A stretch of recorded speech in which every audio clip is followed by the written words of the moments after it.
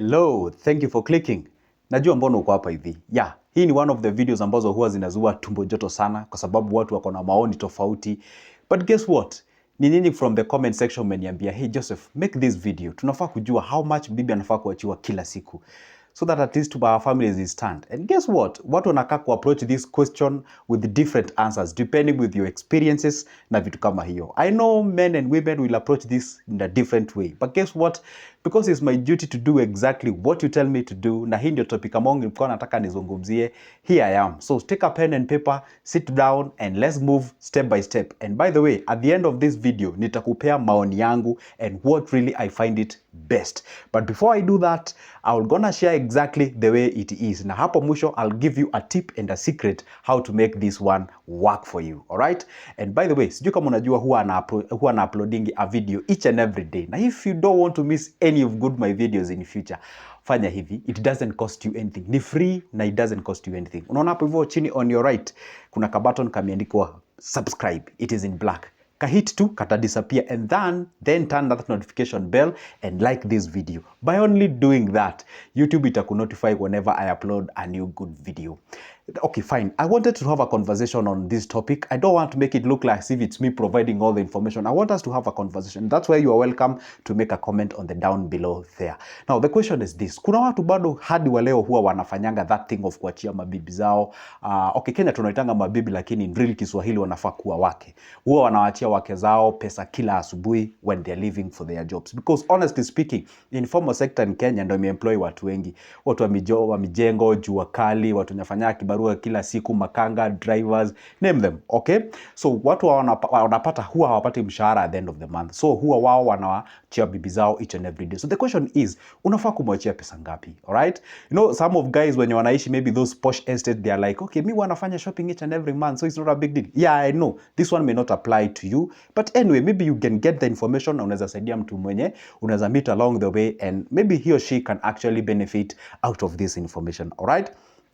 Kwa wenye wanaelewa hii story ya kuachia bibi pesa kila siku, let's move ahead. Let's have a conversation and let's get to see how much actually are you supposed to leave them. And of course, to make it easier for this, who are now outlining all my point in points form, whereby it's 1, 2, 3, 4, blah, blah, blah, blah, kitu kama hiyo, so that I can have something that I can refer to, as well as pia wewe mwenyewe unaweza soma. Now, let's get into today's topic. Point number 1, kitu moja inafaa kudefine how much unafaa kumwachia. Of course, ni kitu naitangwa daily logical consumption. What does it mean? Definitely vizuri wewe unajua as a husband in that house, huwa labda uko na watoto wawili na uko na watoto watatu. Kwa mfano, let's say mtu mmoja uko na mtoto mmoja is different kwa mtoto na mtu mwenye they are just newly married, they don't have a kid, or wamekaa for long but they don't have a kid, or watu wenye uko na watoto watatu ama watoto wanne.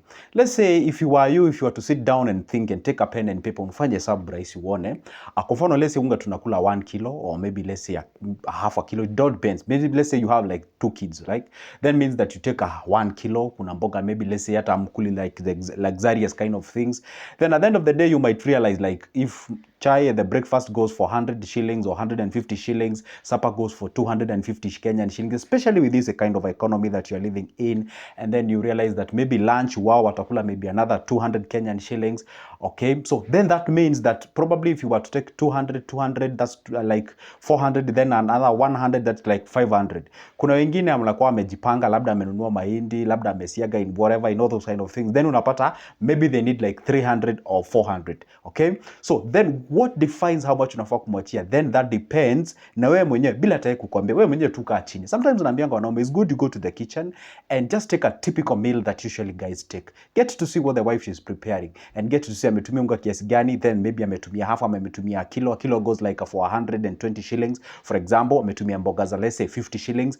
Maybe kuna venye leo, maybe let's say in 3 times in a week mnakula kanyama, maybe unaweka kanyama kwa 150. After all, nyama ifai kukuliwa ati mob. And then upige hiyo hesabu yako uone fine. It means that in a typical supper huwa tunakulanga like 3 so, or tunakulanga 200, or tunakulanga 500, or tunakulanga 1,000 bob. Again, I said depends with where you live and the level of the class that you guys live in. Then ukishapiga hesabu yako, so by the time you're living in the morning, utajua vizuri, this family of mine huwa wanahitajingi an average of 400 Kenyan shillings, an average of 500 Kenyan shillings kuendelea hivyo hivyo. But at this particular point, of course, kila mtu ameelewa na anajua that we are facing a sort of economic sort of conundrums and something of sort, but we hope that everything will be okay. So the very first thing why inafaa kuguide ni her daily logical consumption. It's not them telling you, it's also you being part of it, because you're also part of that family. Get to understand how much they need.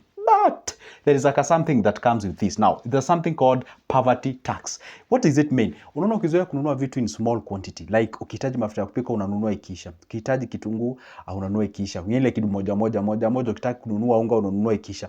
Guess one thing. One thing that will happen in your life is that utakuwa na kitu tunaitanga poverty tax. Meaning utakuwa unanunua vitu inexpensive. If you were to buy that thing in wholesale, probably you could have gotten a better deal. But here you are buying in small quantity, then at the end of the day, that has been given, ama ilikuwa inapeanwa kama discount, of course you will lose, and that means you're gonna pay it, and that's what we call the poverty tax. Also comes in story na phone, story na bundles, na minutes, na call and what have you. But then if you buy every time you need, then it's gonna cost you a lot, and by the way, that's what we call a poverty tax. Hiyo ni point number 1.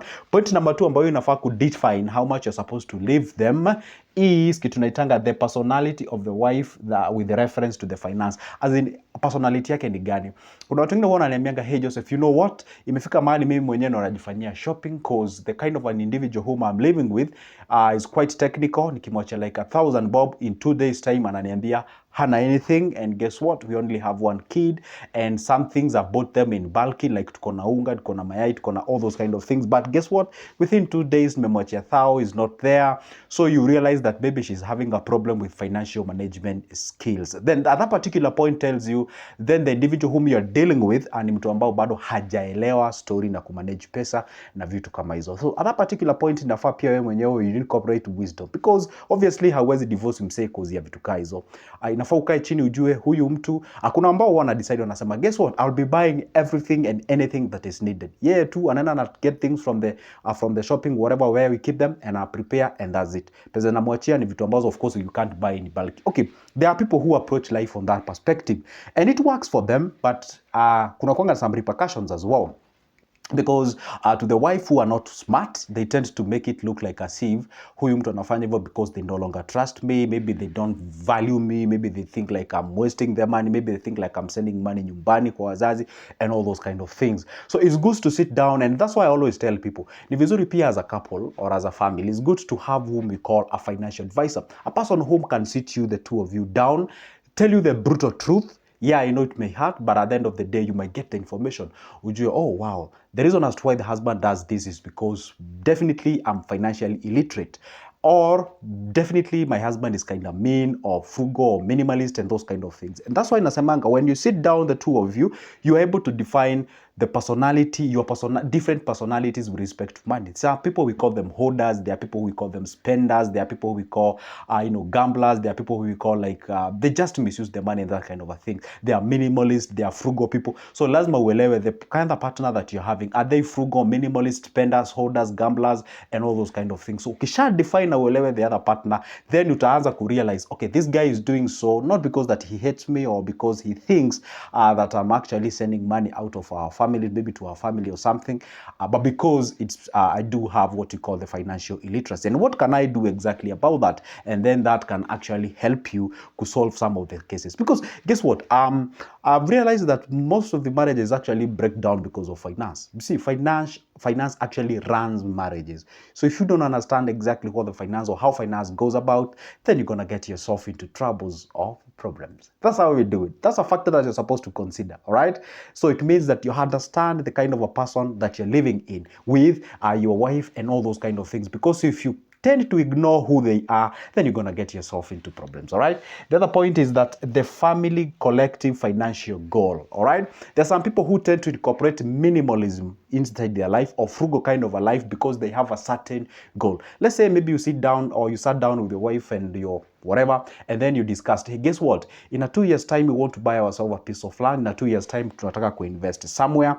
And right now, as we speak, we usually consume like 600 in a day or 500 or 400. Then I think we're going to squeeze up a little bit and maybe make it, if we do use 400, we can squeeze it up to 300. The 100 bob, we can assign it somewhere in terms of our savings, or we can treat it as an emergency fund. Depends on what you have as as a financial, a collective goal. Then that can actually define how much you leave them. But it has to be a we decision, not your decision. Because if it becomes a you decision, let's say you're somewhere, you contemplate on maybe buying a piece of land somewhere, or maybe you want to invest somewhere, then means that you have to cut down on the spending that you guys have, and then you haven't involved the other partner, huwa wanafikiria ni kana kwamba hey, kuna mali unaelekeza pesa zako, and that one can actually rub shoulders na watu ambao mnaishi nao as your wife or as your families and such kind of a thing. So it's good to involve them, tell them, hey, you know what, I think we shouldn't, or we should do this, so that at least we can be able to achieve that financial goal. So pia that goal that you guys have set, pia inafaa could define how much you're supposed to leave them out there.